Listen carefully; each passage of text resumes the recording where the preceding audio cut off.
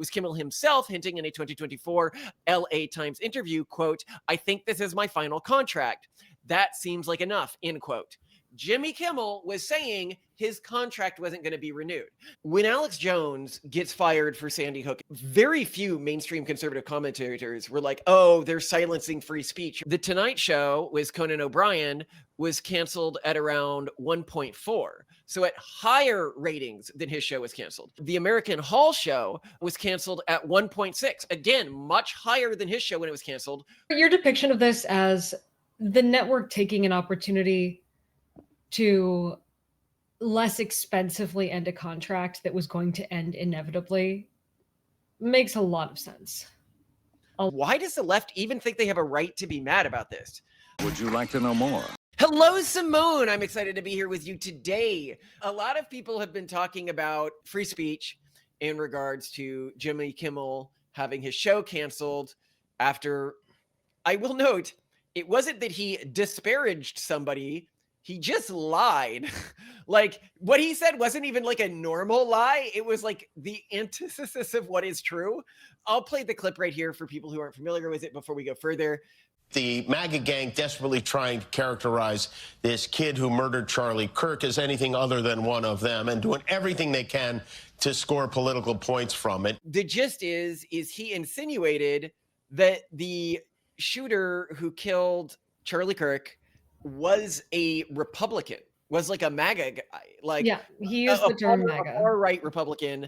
And that's funny because, you know, MAGA is killing MAGA and they don't realize it or won't talk about it. Well, that MAGA is trying to pin it on their political opposition. And he's basically saying they're shooting their own. Isn't that? Yeah, which funny? Is, I mean, it's not like he may not have been aware of the evidence or something like this. This is one of the things that is just patently not true. And part of this whole conversation, before I get into, he wasn't canceled for the reasons that people are saying, first of all, and I'm going to go into the data on this. That'll be the first thing we go into. But the other thing that's really important to note here is, and go into, is why does the left even think they have a right to be mad about this? Like, his role was as a newscaster comedian, which is basically our role as well, except he's working for a major station, like a private company, right? He says something in his role as a newscaster comedian, which was the antithesis of true, which was literally made to get people to believe the opposite of what was true on a very sensitive topic, which is obviously like going viral and doing the rounds. And so the company that hired him fired him. Well, the show's suspended, right? Is he fired? I don't think he's fired. It doesn't matter. The point being is that you should be fired if you are a newscaster for saying something about like a mainstream important topic that's just factually untrue. And to be fair, there are many examples of journalists, reporters, etc., who have been suspended or fired for reporting inaccuracies. This is a great example. When Alex Jones gets fired for saying Sandy Hook is fake, very few mainstream conservative commentators were like, oh, they're silencing free speech or anything like that. You know, very few, we certainly have never argued that Alex Jones shouldn't have faced a lawsuit for that or faced being pulled from air for that. That was something that was factually untrue and very easy to check that it was factually untrue. Yeah. In fact, in many ways, I think what Alex Jones did was less bad than what Jimmy Kimmel did. Why? Because at least Alex Jones engaged with the argument and tried to explain why he believed it was fake. Whereas Jimmy Kimmel just stated something that was patently false about somebody who was as fact. No, I'll note here, the way that what Alex Jones did was worse than what Jimmy Kimmel did is he turned the regular civilians who had lost their loved ones into victims, whereas Jimmy Kimmel did not do that. But I'm talking about just in terms of somebody whose job is telling news said something and that they knew was wrong. And if you can be like, oh, Alex Jones didn't know this, we know from the court documents that Alex Jones didn't believe this. Like there's been internal leaks. Well, there are also just general other, even political kind of related falsehoods that people have been we'll say like suspended or censored in some way. Like some Fox News presenters promoted false claims about the 2020 US election and Dominion voting systems. And that led to lawsuits and other things. And Were they fired? some of them were suspended, some were not, but that's another example of them. A bunch of people have been pulled for just other non-political inaccuracies, like Brian Williams. He was a really big person for NBC Nightly News in 2015, was suspended, and later his anchor role was just totally removed after he exaggerated stories about being under fire during the Iraq War. So that was just telling a lie about himself. So there are lots of people who have been suspended for things. People have been suspended for false Michael Flynn reports, false Kobe Bryant reporting. You know, when he was killed, Matt Gutman of ABC News was suspended for saying that all of the kids died in the plane crash when it was just his daughter. So even just like little things, and some. It's the point is it is normal to fire a newscaster for lying, For plagiarism, for ethics issues, for lying, for inaccurate reporting, like all of these things. Why is it? I think the bigger story here is why is it that progressives think that this is a bad thing? Like, oh, and don't forget all the COVID stuff. Sorry, I just wanted to point that out. When people were seen as reporting misleadingly on COVID stuff, they got fired and suspended all the time. Yeah, but the question here I'm saying is why do they think that they can say we are canceling free speech when a newscaster is being fired for lying? Like, why do they think that this is something that somebody shouldn't be fired for? Why do they think that they have a position to throw a stink here? And I think that this actually tells us more about the current progressive mindset and philosophy than the anything else around this. But before I go further, I want to go into why he was actually fired, because this is suspended. People on the right have talked about this, but they really haven't gone into the data. And I think when you go into the data, you're just like, this is a completely silly situation to be up in arms about. Okay. So in August 26, 2025, Yahoo Entertainment, so this is before he said this is before the Trump stuff, our article reported insider speculation tied to shifting late night landscape post Stephen Colbert's cancellation announcement. A key quote, Jimmy is determined to quit late night before he's axed, end quote, confides insider. The context highlights that he was planning to be fired that year. Oh. Jimmy Kimmel thought before this that he was going to be fired this year. Oh, let's keep going. A July 23rd, 2025, People Magazine's piece discussed Trump's claims that Kimmel and Jimmy Fallon would soon be ousted, analyzing their contracts. It noted Kimmel's deal expires at the end of 2025 to 2026 season, with Kimmel himself hinting in a 2024 LA Times interview, quote, I think this is my final contract. That seems like enough, end quote. Jimmy Kimmel was saying his contract wasn't going to be renewed. Now, what's important to note about these contracts, and we'll get into this a little bit more later, is most of them have a clause that if the person embarrasses the company publicly, they can cancel the contract without having to pay a firing fee. But if they don't, then they have to pay out a bunch of money. Oh, okay. There's a very clear economic reason for why things happen the way they happen. Yes. Yeah, let's keep going here. Oh, cha-ching. July 24th, 2025, coming soon.net guide explored why fans and sources believed the show was going to be canceled. So there's articles out there analyzing why everyone thought he was going to be canceled. And they say, quote, the word is, and it's a strong word at that, Jimmy Kimmel is next to go at late night sweepstakes, end quote. And this was a Trump quote, by the way, that they were quoting. So he knew what was up. But now I want to talk ratings, because we're going to do a quick comparison of this show's ratings, and I'll put on screen here the falling ratings of not just this show, but across late night TV, so you can give an idea of just how dramatic the fall has been, because I think a lot of people don't realize how dramatic the fall has been. But total viewers, P2 plus. The show's highest seasonal average, with around 2.4 million, and that was back in 2015, was peaks of 2.2 million, with some episodes drawing over 3 million, but averages hovered around 2.1 to 2.4. In the adults 18 to 49 demo, which is the one that advertisers care about, it was nearly 1 million viewers back in 2015. Now, if you go more recently, by August 2025, the monthly average had fallen to 1.104. So down almost 50%. And if you look at the key demo, they were down, I think it was around 78 to 75%. the 18 to 49 demo. So that's where the advertisers are.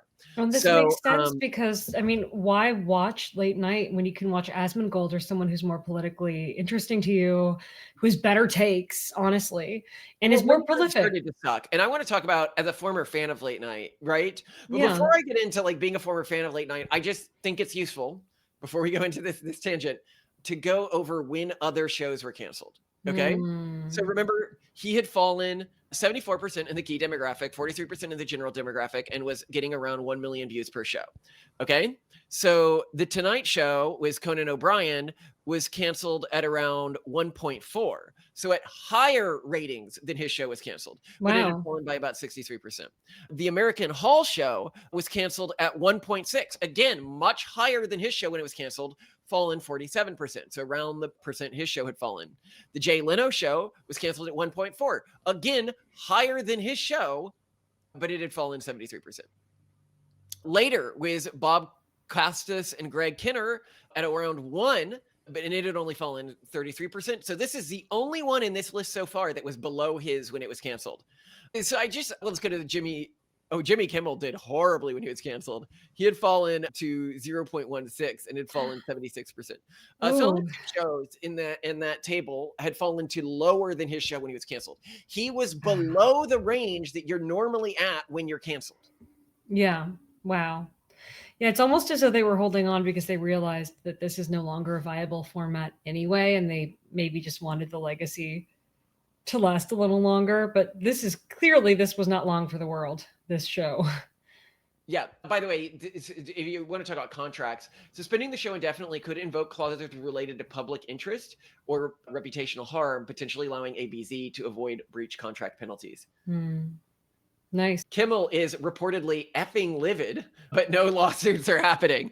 But why? Why did he think he could just lie and nobody would care? Because that's been the way in late night media for a long time. I mean, there's been skewed representations of reality through late night media frequently. I remember even in like the old, I think Jon Stewart and Colbert Report shows, they would misrepresent some interviews, kind of like cut them in weird ways.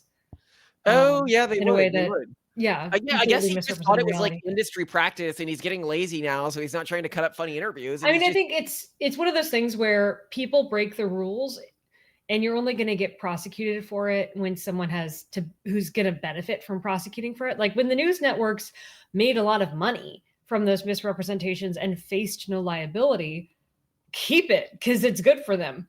In this case, the Trump administration is clearly saying that they're going to crack down on behavior like this. Plus, it doesn't seem to be doing them any favors. So. I want to go over the cracking down on behavior that the Trump administration has talked about and everything like that. Okay. Because it's not often what people think. It's more just these people are going to be fired. Well, there's been some stuff of like FCC. Right. But yeah, but there still have been very prominent people in the Trump administration saying, really clearly threatening this kind of behavior. I'm going to get to all of these quotes in a second, but I want to get to the side that you were talking about earlier, which is why would you watch this when you have Asmongold or us as an alternative? And the answer is genuinely why. Like why? Like the reason they've lost the 18 to 24 demographic, as Asmongold points out, he beats most major news stations in that demographic. Yeah. By the way, really sad his dad died. That happened recently, and he took off the show. He used to do every day, very diligent about never missing anything. Multiple times every day. What a prolific man. What a worker. And he decided to take off indefinitely, citing his dad's health. And I think a lot of people are like, this is a big mistake. How long are you going to do this? And he turned out to have done the right thing. His dad did end up dying not long after that. And it's a regret he's not going to have. And his dad also would call into the show regularly and just ramble, and he'd let him talk. So it appeared they had a positive relationship. But anyway, I think if you're an 18 to 24, why are you watching these guys? The shows often don't really respect your time very much, which is something we try to do as a show, is just, not leave a lot of dead space, try to go from a piece of information you may not be getting somewhere else to a piece of information you may not be getting somewhere else, where they're not doing that. If you look at the Jimmy Kimmel show, it is about confirming the things you already believe as a joke, which isn't funny. right? I used to be obsessed with late night TV, specifically The Daily Show and The Colbert Report. I was so into The Colbert Report that because I was living in Scotland at the time when I did my undergrad, I couldn't watch it on TV. I couldn't stream it. So I bought a subscription, a daily subscription to it on YouTube, on Apple Music. So I paid like, I don't know, like I'm going to say like $1.50 an episode every single day. I bought the book. I can't remember what it was called. There's a Colbert book. Oh yeah, we got that too. Yeah. History. So like I'm like a super fan of this show. No, we loved it. And he 100% deserved to be canceled. His show became absolute dog trash. The Colbert Report stopped doing is this still persona. on. No, You're the aware. Colbert Report was canceled. We're going to talk about the cancellation of that. Did you not know that? I just watched a segment where he talked about the Kimmel suspension. He took over the Tonight Show and then was canceled. Hold on. I just watched a segment, and he joked about like people thinking he was canceled and that it's not true. Oh, it's going to be canceled May 2026. Yeah, it's not being renewed. It's not being renewed, but it hasn't been canceled yet. But yeah, it absolutely, he's just not good anymore. I mean, when you watched it, was he like, how could this happen? Basically, he was just like, that's Jimmy Kimmel being Jimmy Kimmel, and he's not wrong. Because again, this format has been rife with inaccuracies for a very long time. But I think that this is different because it wasn't even a real joke, okay? And it wasn't like an inaccuracy, like he cut up a piece using real people's words to say something else. It was just saying something that is the opposite of what's true around a political assassination. Well, and what's troubling too is people with greater frequency than I could have ever expected are bandying around the term civil war. This is not innocuous incitement or representation. This is contributing to a level of internal unrest that is dangerous. And there are people who watch this show who love the idea of there being a civil war. Civil wars are not fun for anyone involved. But I think that there's a second thing here that you're missing, which is why these shows have dropped off. I don't just think it's the audience and the alternatives. If you talk about, circa my college days, Daily Show or Colbert Report, I would have rather watched those than Asmongold, if Asmongold was an alternative back then. But today, I would rather watch Asmongold. And the question is why? And the answer is because they used to be funny. And so the question is why aren't they funny anymore? Right? Like, this is actually an interesting point. Like, why? Because comedians used to be overwhelmingly leftist. Like, this was a thing. And if you go into mainstream comedy, comedians are still overwhelmingly leftist. Although the Colbert Report originally, the Colbert Report was funny because it was a leftist pretending to be a rightist, but honestly, very similar with the character Ron Swanson from the show Parks and Rec. There's something about like even leftist parodies of rightists that are absolutely delightful. Yeah, when they go. I think that back then, the thing is you could portray, whether it's Ron Swanson or the Colbert Report, a rightist as having some positive qualities in the way that you portrayed them, right? This was key to the Colbert character.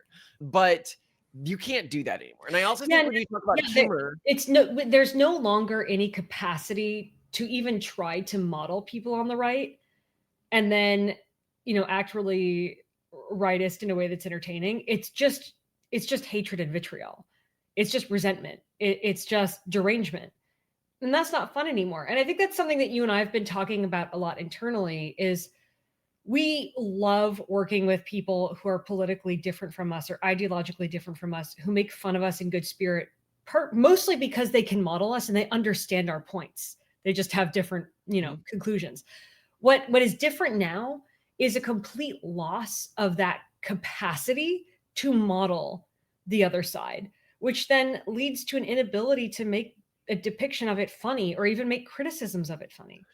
Yes, I think that that's part of it. But I also think if you watch one of their shows now, like even the joke that Jimmy Kimmel did with this, he's just like our side good, their side bad, audience laugh. That is the core joke structure, right? Whereas if you look at older jokes on the shows, they follow, if people aren't familiar with my theory of humor, I'm not going to explain the whole thing, but it's basically when you hear an idea or you see something, that makes sense in context, but is otherwise surprising.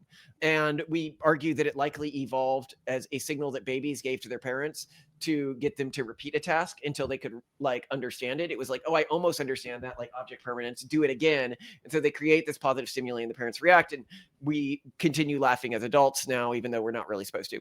And this is why, if you want to see like an ape really laugh, watch videos of apes watching magic tricks. They will just absolutely crack up because they're this like, show me sounds again. Like, I want to cute. understand that. Okay. Like, why isn't the ball in the cup anymore? Like, I saw you put it in the cup. Oh. And if you look at the Colbert character, he allowed for that a lot, right? Like, because it's like, oh, that's so surprising that someone would say that. But oh, yes, he's a right-wing archetype character. So it's surprising, but it makes sense within the context of his character. It's a very easy format for doing lots of jokes, especially if you play like an over-the-top caricature of that, right? Which, I don't know, I try to take some of my personality from that. We'll see, because everybody takes their personality from different caricatures, but or different things they see within media. If they're doing it right. Yeah, but the point, I'm the modern day Colbert, right? I understand what the other side is thinking. I just embody the character for real. Yeah, but no, you do, Malcolm, you do not embody the left. No, I embody the right-wing character. That Colbert was the right-wing character. I am the ultra-patriotic, Oh, you are. Yeah, you are ultra-patriotic. There's that. Yeah. Worried about the French and bears. But the point I'm making here, it was a very good format. And in the modern leftist format, because they believe it's funny to just be like, your side bad, our side good, it doesn't appeal to most general audiences. But in addition to that, the left will get you for like stepping out of line with anything that's overtly subversive. And if you look at the old, like SNL or something, you'd have like the ambiguously gay duo and stuff like that. Yeah. Or Stephen Colbert. Like, even remember Stephen Colbert? People may not know this, but the term cancel culture, everything like that, saying I'm canceled. Do you remember when it was invented, Simone? It came from the LGBTQ community. No, it came from the Cancel Colbert movement. They took it from the LGBTQ movement, but what made it popular lexicon? Okay, what popular? Okay, so that brought it to the mainstream. Okay, that's the mainstream that everybody knows about it from is Cancel Colbert. And what did Colbert do? They got him. They tried to cancel him over. It was his Ching Chong Bing Chong character, where he would do a silly accent and do his eyes like this. Oh no. You so pretty, American girl. You come here, you kiss my teeth, make all sweet. I don't need no sugar when you around. Come on, my rickshaw. I give you a ride to Bangkok. And some Asian girl who oh my god, I remember this. Activist, yes. Okay. Total grifter decided she'd try to get him canceled over this. Like, this was causing her like serious emotional distress. It was like the biggest BS ever. And nothing ended up happening. But that shows that Colbert actually used to be like subversive, right? So much so that backlash to Colbert invented cancel culture. Okay, so the invention of the term cancel appears to be a case of the LGBT/Black community attempting to take credit for inventing a term that they didn't invent. While the term canceled was used to reject people at like balls and stuff and dances, it most certainly entered popular culture as like to be canceled by the mob because of Colbert, because the term in the context of Cancel Colbert meant to cancel the show, which is what it means when you shut down a show. It very clearly came specifically from the shut down the Colbert show or cancel the Colbert show. Can you imagine? Yeah, can you imagine any late night show doing something like that now? Yeah. Gotta do the they got boring. They stopped doing anything that was risque or interesting.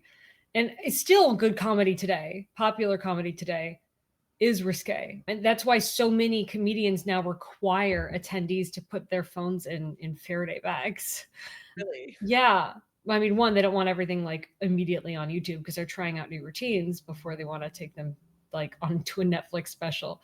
But two, yeah, there's just a lot of concern about what they're saying being risque, leading to them not being able to continue their tour because someone makes a huge stink about it online.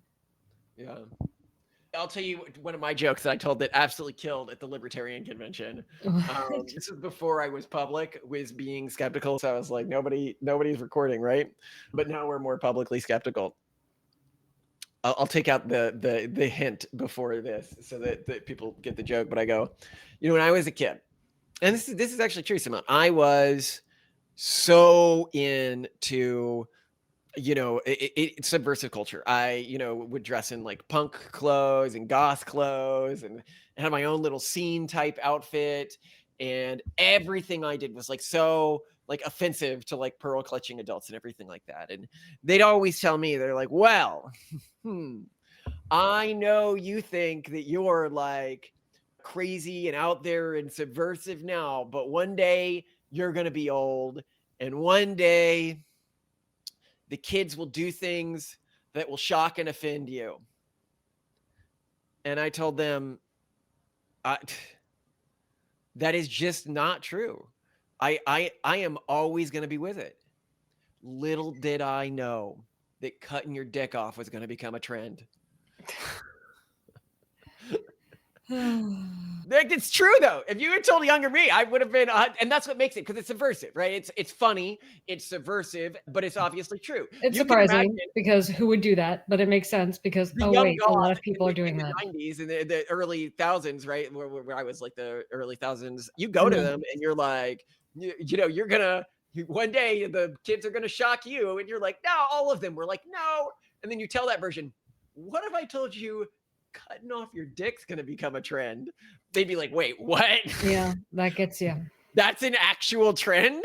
This is like cool?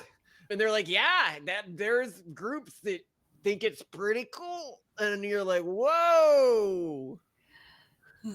People will brag about this. Oh yeah, they make you bring it up constantly in conversation.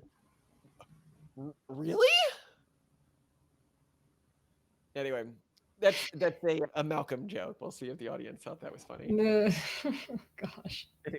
I'll keep going here. Your dad. It's a dad joke? Maybe it's not. I have no idea. But I'll go into what the Trump administration has said, because people are like, yeah, but now the Trump administration is going after media freedom. Okay. Now, I point out here how many YouTubers and right-wing media lost their jobs and lost their source of income for telling the truth about COVID, truths that we now recognize. And keep in mind the whiplash of one day it's don't wear a mask. Masks actually do nothing. If you say that you want to wear a mask, we will deplatform you.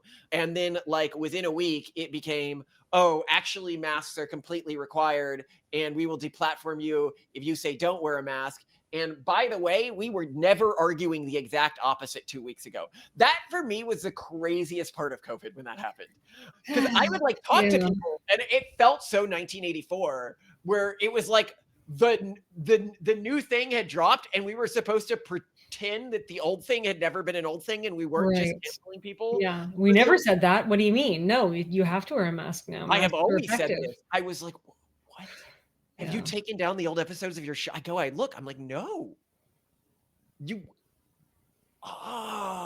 Truth just doesn't matter to you people. That was when I was like, this is crazy. I'm in the Twilight Zone here.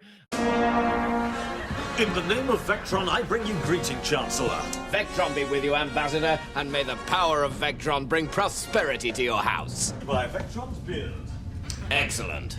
Chancellor, Yes. who's Vectron? What? This Vectron we all keep mentioning. What? Don't you know by Vectron?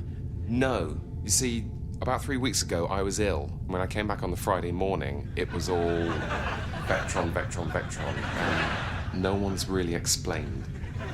Just 3 weeks ago? But Vectron is eternal. Honestly, Steve, none of us had ever said the word Vectron in our lives until I took that day off. Maybe. But the point here being is the Trump administration, if they do a crackdown on this, would be doing much less than what leftists did. And you can be like, well, leftists weren't getting mainstream TV watchers banned. And I was like, banning mainstream TV matters much less than putting restrictions on something like YouTube. If you're talking about where key demographics are actually getting their information from. Yeah. But anyway, to continue here. Trump praised ABC's indefinite suspension of Jimmy Kimmel Live following controversial remarks. Posting on Truth Social, congratulations to ABC for finally having the courage to do what had to be done. He also called Kimmel someone who made a total fool of himself. Fool in all caps. Okay, I don't see why that's controversial. He then suggested, and here's where it gets controversial, broadcasters airing critical content should face consequences, stating to reporters, quote, I would think maybe their license should be taken away, end quote, referring to networks that, quote unquote, hit Trump. And another comment said of TV networks, quote, I mean, they're getting a license. I would think that their license could be taken away. It would be up to Brendan Carr, end quote. So I love that. I'm sure he did not go over this with Brendan Carr. He's just like, I'll just say it to the news stations and he'll see it on TV and then do it if he feels like it. That is his style, yes. That is his style. I effing love that about his style. I love that like our ideas have been taken to Trump by reporters. He goes, that doesn't sound like a bad idea. Like, I don't know. I'm not like at the White House putting something up through the ranks. And then they'll like ask the press secretary and she goes, yeah, that seems reasonable. If Trump said it's reasonable, you know, and this is how you're part of this larger media landscape, right? But the larger point here is it wrong to take away stations' license if they are doing the type of thing that Jimmy Kimmel was doing, which is just complete fabrications that he was aware of a fabrication. Keep in mind that the leftists did the same thing to all of Facebook over something that they knew was true, the Hunter Biden laptop story. And this is since during an election cycle. Yeah. I love it when people are like, well, if Trump does this, then the leftists will do it. It's like, bro, the leftists are already doing something 10 times worse. They are forcing falsehoods using their power over media. And now they are calling foul when Trump tries to force truth over media. And the larger thing to me about all of this that I want to go over or deeper into here is that they feel they have the right to get mad about somebody being fired for knowingly stating the opposite of the truth for political motivations on air from a private job when he had lower ratings than most people have when they get fired. And sort of it seems to be that they believe that there should be almost a protection for people who are lying about Trump within their jobs. In the same way, and we've seen this in other areas, so people can be like, now that sounds bizarre, where, you know, like as an employer, if you've got to fire like 1 of 5 people on a team and one of those people is trans, you can't fire the trans person first because you'll be sued or attacked or something like that, right? And I think that it's sort of the same phenomenon here, right? Where it's like, he was or believed, and it seemed that many mainstream leftists believed that through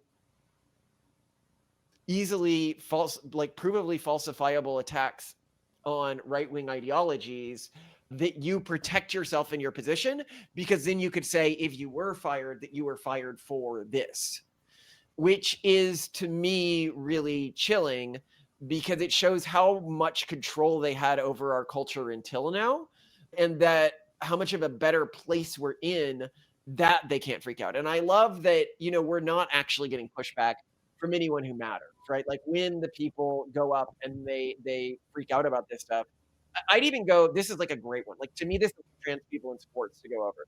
That he shouldn't have been fired with bad ratings that were continuing to fall at record rates while lying in the position of a newscaster. Yeah, I mean, your depiction of this as the network taking an opportunity to less expensively end a contract that was going to end inevitably makes a lot of sense. A lot of sense. And while Trump is threatening stuff like licenses, what is he actually doing, right? What he's actually doing is just funny banter to freak people out. Like, here's the great one on Truth Social, where he says, that leaves Jimmy and Seth, 2 total losers, on fake news NBC. The ratings are horrible. Do it, NBC! Exclamation mark, exclamation mark. What are you waiting for, huh? What are you waiting for? What are you waiting for? What am I waiting for? What am I waiting for? What are you waiting for? You! Oh, oh my God. Oh my God. I mean, And he also called networks an arm of the Democratic Party, which, I mean, if you're doing this, you are, right? Like, how is that an untruth, right? So, one, I could go over how they could do this. I guess, like, the FCC could investigate complaints about content deemed not in the public interest, a broad standard requiring stations to serve community interests and avoid certain harms, like indecency. Trump and Carr have faced critical satire as biased or harmful, potentially triggering reviews. Except this wasn't a case of satire. Like, the way that people are talking about it is like this guy made a joke critical of Trump instead of this guy lied about an assassination that just happened. Well, he lied about he misrepresented the political affiliation of Charlie He didn't Kirk's misrepresent. He said his political affiliation was the opposite of what it was. That's not misrepresenting. Well, this was at a time when we didn't have a whole lot of information. No, I think a we lot had of people information argue that he was from just day one. engaging in That's speculation. not true, Simone. That's not true. We had evidence from day one and when he gave this on air that this guy was a left-wing individual. This was from early interviews. This is from early everything. Is what had been released to say that he was left-wing at this time.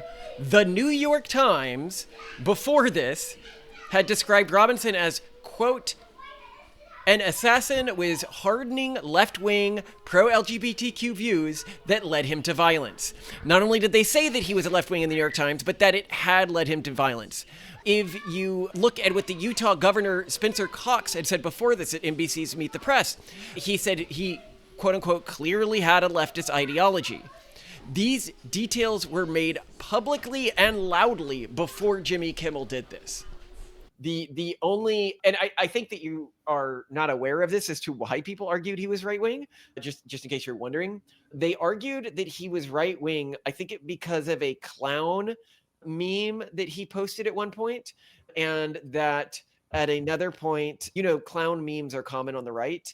Oh, it wasn't even a clown meme. I think he dressed up as a clown for Halloween. No, Robinson dressed up as someone piggybacking on President Trump. No, that was another Halloween. Okay, so there's some other Halloween. Look up in AI right now why people argued that he was right wing, because remember the clown meme, which they said Nick Fuentes also did, and they said that he was gay, and Nick Fuentes is also gay, and that's proof that he's right wing. Those were the two proofs that they had. That what is the AI pulling up for? I'm still typing it. Hold on. I have one hand right now. You'll hear in post why. The day after losing a finger, like literally, I can't even believe. I didn't lose my finger. I cut off just the tip. Some of the fingernail too. Okay.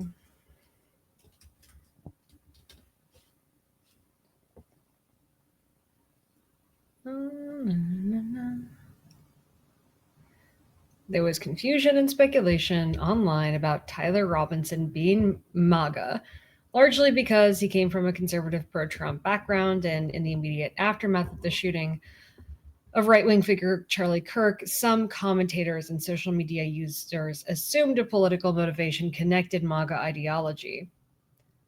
Initial reasons for MAGA association included that he came from a conservative household.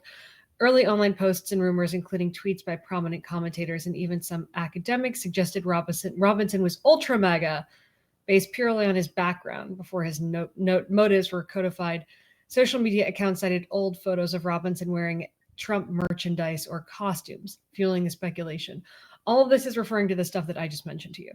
I'll find it and add it in post. But there was other stuff that they saw was confirming. I mean, literally, if it was just his family and a Trump Halloween costume, which could equally be taken that he hates Trump, that if that's it. Fairness, Malcolm, you repeat again and again how 10% or only 10% of children of political families change affiliation. Yes, but they do. Like, you shouldn't be assuming just because of his family that he would be pro-Trump, especially if he assassinated a major right-wing figure. That would take, like, you'd need a real good reason. Okay, why did they think that he was right-wing? You will find this hilarious because I decided to look it up. So they marked the bullet casings.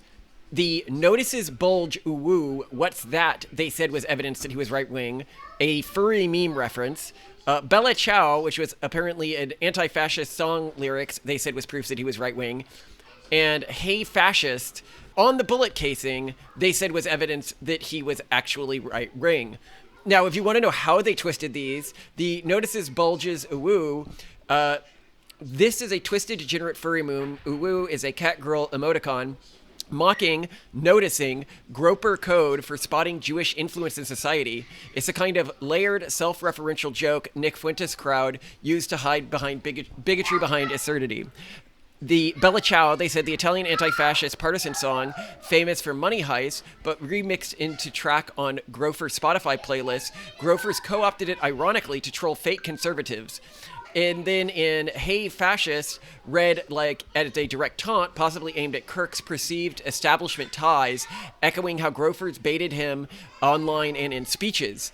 And I note here that the Gropers, the far conservatives, did not like Charlie Kirk. Like, that's one thing that they write about, because he was not far right. He was very centrist in his actual beliefs. Even if you read some few things out of context, it might seem otherwise. The thing that I was thinking about was a resurfaced Halloween costume where he was pictured in a squatting Slav costume. This evolved from Pepe the Frog memes, people argued, in Grofer iconography. And Fuentes uses Pepe memes, which they connected with the squatting Slav pose. And in other older photos, like the inflatable Trump float, which again could just as well mean he's not, like the ties were so absurdly small that it really is astonishing. And most of them, a normal, sane human would be, this is obviously left-wing stuff. Like suppose I was a leftist and I was trying to determine this, and I saw people commenting, this guy was MAGA, right? And I wasn't just like a tard, right? My first thought would be, well, that's interesting. Why would any right-wing activist, especially a far right-wing activist, assassinate Charlie Kirk, right? Like, I'd be like, I'm going to need some explanation there as to how that happened, right? And I just would have been like, I need to at least, and if you can see from the early stuff, if you looked into it even a little bit, you would have seen that he was left-wing. Like, if you just asked an AI, if you had just, but what I think really happened, if you're going to be honest about, maybe he didn't lie knowingly, and maybe he's just in like a Twitter or Blue Sky hole. Like, if he's on Blue Sky. Also keep in mind, these people, as much as this was presumably his like cold open monologue, he has teams of writers. This is very much a team sport. This is another reason why this format isn't viable. Whose version of news is Blue Sky simply would not know that the guy wasn't MAGA. Yeah. Well, no, yeah. I mean, I just watched, again, in terms of people turning to YouTube for commentators, there is like a leftist version of basically a late night commentator who I watch, who gave this whole exposition on how almost certainly he was a groiper. And that is clearly not true. So I think you're absolutely right. And I, by the way, I want to point out, before we had the info, I was the one who said the trans community is connected to all this. And everybody, when the person come out, they're like, oh, Malcolm, you fool. You got over your skis on this one. You let your prejudice blind you. And I'm like, give it time. A few days later, it's like, uh-oh. Watch our episode on all the trans people who were aware that this was going to happen on that exact date before this. It's pretty clear that this was like a larger community effort at this point, right? Unfortunately, the FBI is actually investigating this, which is cool. But I was like, it's one of the things where the left just gets it wrong. They get the election outcomes wrong. They get the motivations wrong. I'm coming in here and I'm giving you guys truth bombs. I got 2 unresolved predictions on this show, so we'll see if they come true. So you guys can remember my 2. Ooh. One was that Bitcoin will crash, not this cycle. It'll have one cycle after this cycle, and then the cycle after that is going to crash. And we sold in this cycle because I said I didn't want to sell in the cycle before it crashed, because I think that trying to time the peak is always a bad idea, and trying to time the last cycle is always a bad idea. And so that's one thing. And I'll add why it will crash. It will have something to do with the cryptography being broken or quantum computing, or something to do with AI development. Next big prediction from the show is, and keep in mind, we were very pro Bitcoin early on, and I am still conceptually pro crypto. I just don't think Bitcoin is going to continue to work. And sorry, if you're like a Bitcoin person, you can watch our episode on why we think this, where we go into it in a lot more detail. It has to do with the way the governance model makes it hard to update quantum resistance, which a lot of people are unaware of. Like basically the core vote of the governance model goes to the miners, not the holders. And because it goes to the miners and the miner equipment is super specialized for the type of algorithms that it is doing currently, you have no motivation, even if quantum computing breaking Bitcoin is completely imminent, to switch to a quantum safe model if it requires a different chipset. And the only way around this is develop a system, which they may do, and some people point out, where you can use the existing chipset to use quantum safe stuff. But it's just hard, like especially as quantum gets better. And I, by the way, said this before all of the news came out that quantum had undergone a lot more improvements than people realize. I don't know if you remember, but like 2 months after I did that episode, there was like this huge wave of FUD in relation to this. And the other big prediction we have is China, that China is going to collapse as a world power within the next 20 years. And that is a very spicy prediction. And that's our biggest argument with Elon, because he really does not believe this. He's quite invested in China continuing to do well because he sells Tesla in China. Did you know Tesla doesn't even require a subsidiary in China? They just get to sell directly and almost nobody gets to do that. Wow. They're not even doing a JV. And I don't need to explain. That's impressive. Wow. Yeah. Elon's done well in buttering China. He is. Well, then even if he does believe China's boned, and he probably does, understanding, given what he knows about No, he doesn't. He doesn't. demographic shifts, he can't say anything.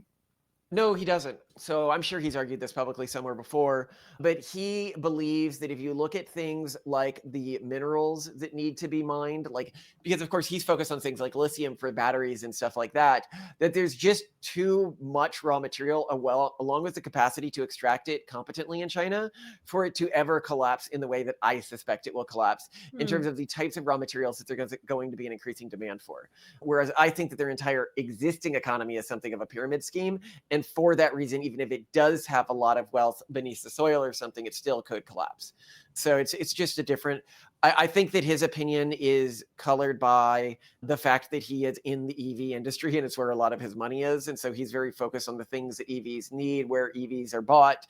And China has a great EV industry, by the way, and where EVs are manufactured, which leads him to believe that China is more broadly competent than they actually are. Perhaps. But what I'm pointing out here is another problem with watching left-wing media for a lot of people is they just get their predictions wrong. And if you're watching, the point of information is that it helps you predict future states of the world, right? And if you are watching a show and it gives you an inaccurate prediction of future states of the world, then you are not getting meaningful information from that. And we've made some really big calls on our show that turned out to be right. Most of my favorites are in the field of AI. I predicted early on, when it was still considered crazy, that it was going to turn out, as we learned more about the internal architecture of AI, that AI had a sort of a convergent internal architecture to the human brain. And everybody thought this was crazy to begin with. And now, like 16 to 20 studies in, it's just every week we're getting new evidence. Pretty consistent. Yeah. That crazy prediction turned out to be right. Another crazy prediction that turned out to be right was that AI, and keep in mind, there was even a study done to find out how many people suspected this, that AI would become less competent the less aligned you tried to force it to be. And nobody believes this, and it turned out to be right. You can look at my utility convergence theory. This came out 5 years ago, which is different from instrumental convergence, which argues that AI eventually converges on a single or a few homeostatically stable architectures instead of the risk of like random fooming architectures, which means you need to take into account game theory when considering AI safety. And I was completely right about all of that. This all, like, even Eliezer has recently pulled back and been like, by the way, you guys in the natalist movement, you guys got to get way more online because we are now beaten again by AI safety. They had this big foom of explosion in search trends. Well, it helps that Yudkowsky and Nate Eliezer. That's was in the New York Times recently, yeah. Well, and on major news channels and stuff, they're on a full-out book tour with the book, If Anyone Builds It, Everyone Dies, which is their attempt to take AI doomerism mainstream. Yay. Yay! I've provenly gotten all my AI predictions right, and they've provenly gotten all their AI predictions wrong. So I'm listening to it now. Hopefully we can do a podcast on it. By the way, other unresolved prediction that I've made about AI. is that AI will consolidate wealth not around the base models, which will become more like commodities, but around the wrapper apps. People are already starting to talk about that. There have already been industry reports about the commodification of base models and that being a risk. Yeah. I went out there with that when everyone thought that was crazy. I've talked about how the super advanced AI models that will mimic human intelligence will not necessarily do it through better base models, although intrinsically they're going to have those, but it will be through a networked a layer of base models at the token layer, which check out RFab AI. We help you do that yourself. You can already experiment with a lot. So really excited about building that. And any other thoughts you have on this, Simone? Like, what was your, I don't get how people can watch our show and be like, this is a silencing of free speech. I'm like, the left did this so much worse. It's a silencing of people who are lying. And I care a lot more about regulation of free speech on platforms like YouTube, X, Facebook, etc. Yeah, me wherever too. people are. That is the only thing I'm really concerned about. I don't really care what private companies do. It doesn't matter that much because not that many people are watching it. Well, YouTube does do regulation as it a does. private Well, company, and but it's ideologically motivated, and it's really bad. I think the government should. Trump, when he was elected in Plan 42 or whatever, he said he was going to put out laws. The Trump 47 agenda, that he was going to put out laws that would stop any ideological based banning, and the companies would have to tell you why they banned you. And they haven't gotten to this yet. We need to go to the White House and start banging on pans and be like, when are you going to fill this promise? We need this promise. Yeah, we're probably more concerned about that than family policy because there still is censorship taking place on platforms. Hey, actually, things that are truthful are being referred to as hate speech, etc. But I mean, I would just say though, like, it's funny to me that Kimmel thinks he can get away with saying things like Tyler Robinson is MAGA when it's provably not true, when Candace Owens is currently in a lawsuit for saying that Emmanuel Macron's wife is not a woman. And I would point out, no one on the right has come out and said... Yeah, no one's like, how dare you suppress Candace Owens' free speech? And then also keep in mind how common you hear the word allegedly on YouTube. And that is because YouTubers are aware of the fact that they can't say, God, what is it, libelous or slanderous? Libelous? Slanderous if it's verbal, libelous if it's written. Yeah, so that they don't slander because they understand that we legally aren't, we're liable if we say stuff that isn't true, even if there's evidence pointing to it. And that's the thing. So he felt, because of Tyler Robinson's family being MAGA, that he had evidence, but he still said something that was untrue, which is slanderous, right? I mean, people will, I'm sure, correct me in the comments about this, but I mean, Candace Owens had evidence to believe that Emmanuel Macron. It's not relevant because slander is usually sued by the person who you slandered, and the shooter is not going to sue him for calling him MAGA, right? The bigger thing here is that if you are, working for a private company and you're on the news, you have a responsibility to at least try to dig up the facts and make accurate predictions about the world.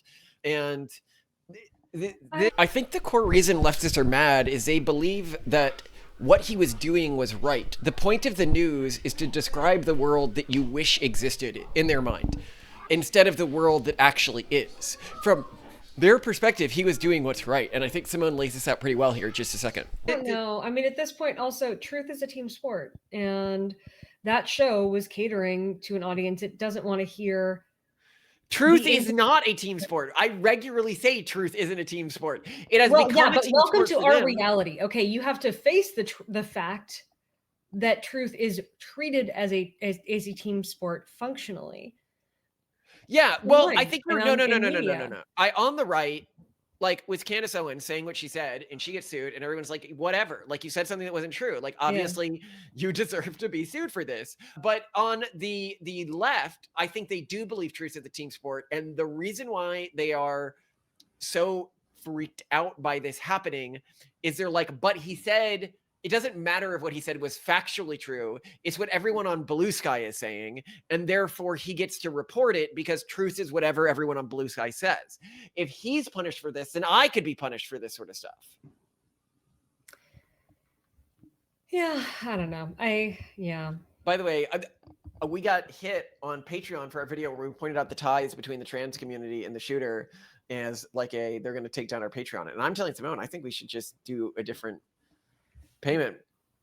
We already are on Substack, but the vast majority of our paid subscribers, and thank you to all of you on Substack and on Patreon, are on Patreon because I like the user interface more. I get it. But again, this is why I'm much more concerned about free speech on these platforms. Because one, it's where the people are. Two, it's where normal people speak, not just privileged celebrities and writer teams. And that's what we're going to see as being, it's already the primary source of news for, I think, the majority of at least younger Americans. So that's what matters to me. All right. Love you to death. Have a great day. You too. What am I taking you for dinner anyway? What do we have to reheat that's not unfrozen? So I froze all the buncha meatballs. However, what I have still in the fridge is the rest of your pho broth. So I figured maybe toasting some of those up. Well, okay, if it's not too hard to do, if we're doing something from frozen, I just love that Korean dish you make with cheese. Okay, and I should try to do it in that spread out pizza format you want. All right, I will try that. You don't even need to spread out. Just pour it on a plate, then put the mozzarella on top of it so that you get mozzarella like throughout it. You know what I mean? Not like just at the top. Yeah, but you want the mozzarella melted. Yeah. Yeah. That means that I need to put it in like a pie dish and spread it out finely and then put cheese on it or something. Because I have to broil it or bake it to get the cheese melted. I'm confused about the point that... Okay. I have to put on new cheese, Malcolm.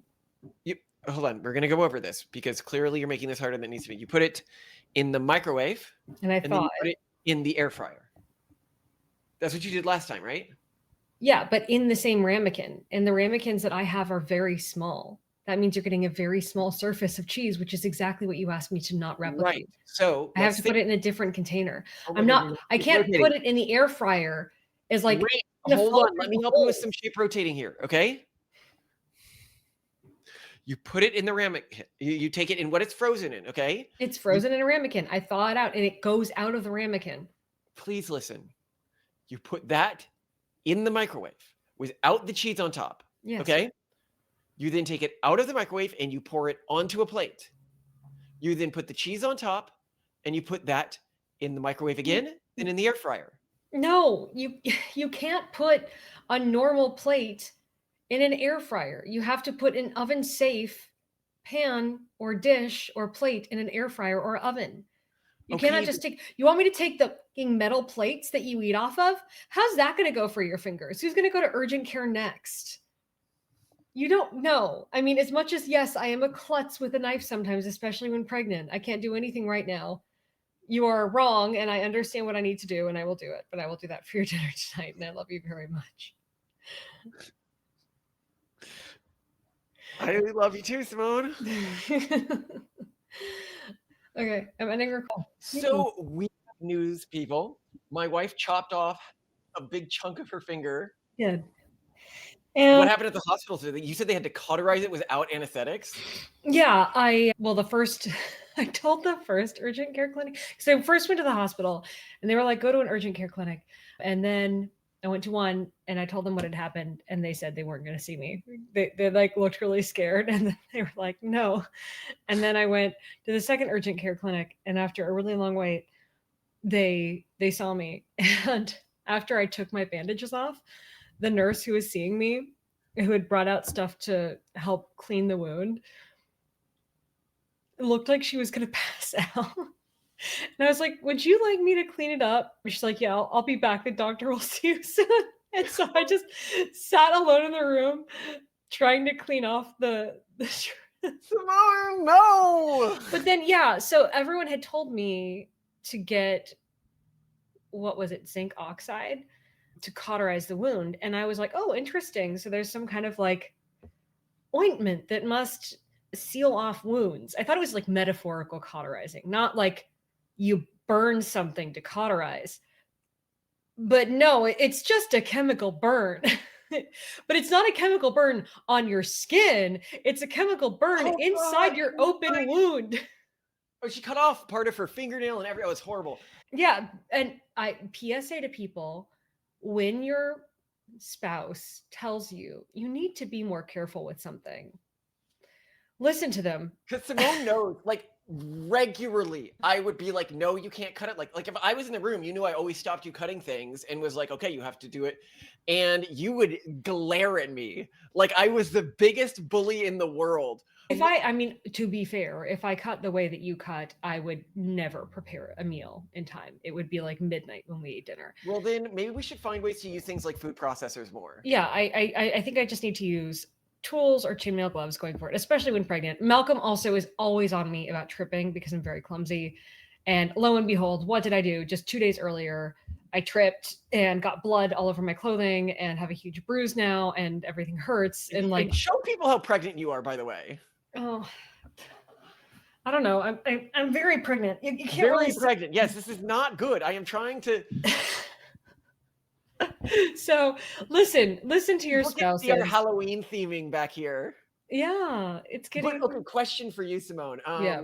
Comments on the episode today, on the new theory that we have. The one area where people want to push back is that, okay, sure, culture, etc., but genetics plays a role. A bunch of people were like, yeah, but why are there so many basketball players of a certain heritage, and why, I'm saying, and I think people need to understand that this is the episode on cultural carrying capacity, that there are some conversations that if you have, they're just not productive given the way society is structured. Well, yeah, right I mean, now. we don't have germline gene editing right now, so we can't be like, no, okay, but it's well not then just let's. that. It's you have these conversations, and then that conversation is the only thing people remember you by, right? Like that becomes your soundbite or something like that. And it's just not worth engaging with those ideas when there's so many other spicy ideas you can, and those ideas aren't even spicy anymore. They're like the pumpkin latte or whatever, a pumpkin spice latte of spicy ideas. It's like everybody effing like is aware of the arguments on both sides if you are into spicy ideas. Like, why do you need us to burn our careers like going over them for you? It feels so indulgent to me. Yeah, I mean, yeah, and also like if you can't really do much about it, why is it interesting?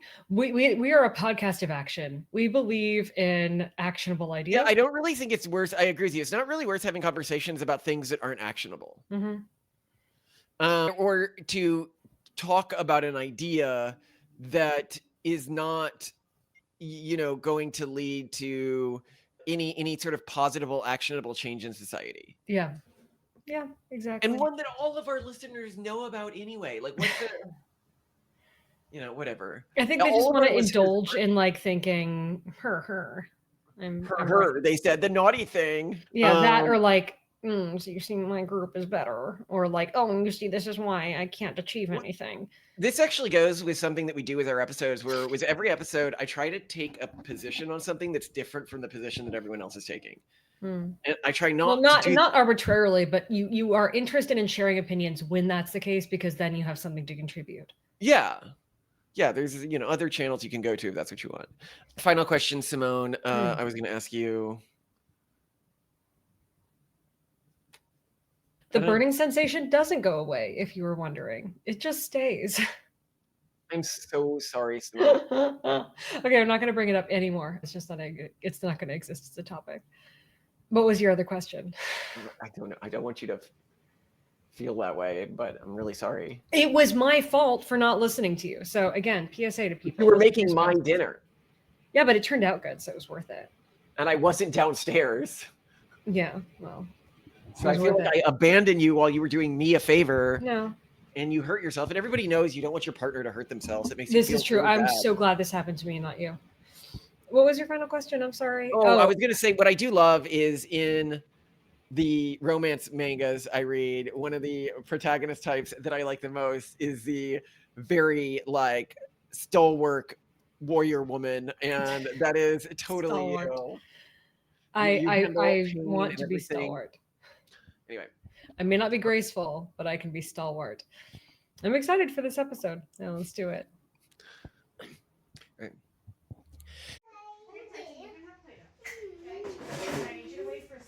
What are you doing? I give Mommy the Play-Doh. Did you eat the Play-Doh? No, I give Mommy the Play-Doh. But you pretended like you were going to eat it. Why'd you do that?